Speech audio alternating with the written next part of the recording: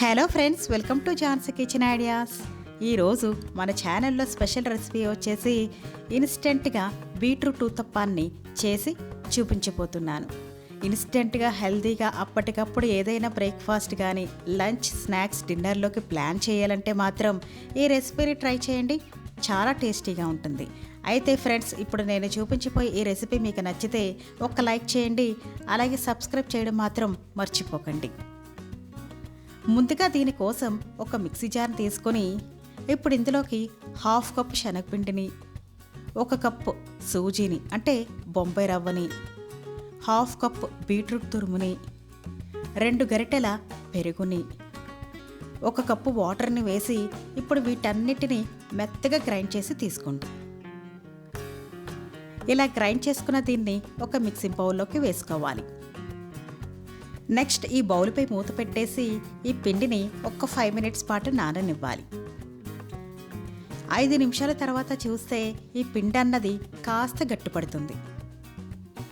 ఈ పిండిలో రవ్వని యాడ్ చేసాం కాబట్టి ఈ పిండి అన్నది ఇలా చిక్కబడుతుంది. ఇప్పుడు ఇలా కొద్ది కొద్దిగా వాటర్ని యాడ్ చేసుకుంటూ పిండిని కొంచెం పల్చగా కలుపుకోవాలి. ఈ విధంగా కలిపాక ఇప్పుడు ఈ పిండిలోకి రుచికి సరిపడా సాల్ట్ని, హాఫ్ టీ స్పూన్ బేకింగ్ పౌడర్ని వేసి ఈ పిండిలో బాగా కలిసేలాగా మిక్స్ చేయాలి. ఈ పిండి యొక్క కన్సిస్టెన్సీ ఈ విధంగా పల్చగా ఉంటే సరిపోతుంది. నెక్స్ట్ ఈ పిండితో ఊతప్పం ఎలా చేయాలో చూసేద్దాం.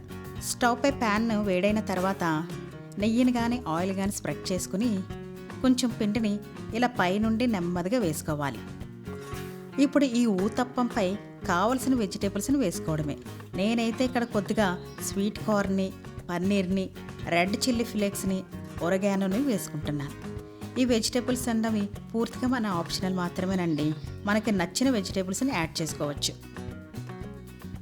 ఇది కాస్త ఇలా ఉడికిన తర్వాత మరొక వైపు టర్న్ చేసుకుని లైట్గా ఫ్రై చేసుకుని తీసుకోవడమే. ఇంకా సర్వింగ్ ప్లేట్లోకి తీసుకుని సర్వ్ చేసుకోవడమే. ఈ పిండిలో మనం బీట్రూట్ని యాడ్ చేసాం కాబట్టి ఇవి చూడడానికి చాలా కలర్ఫుల్గా ఉన్నాయి.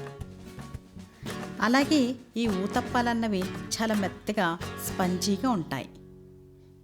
ఇంకా వీటి టేస్ట్ అయితే చాలా రుచిగా ఉంటాయి.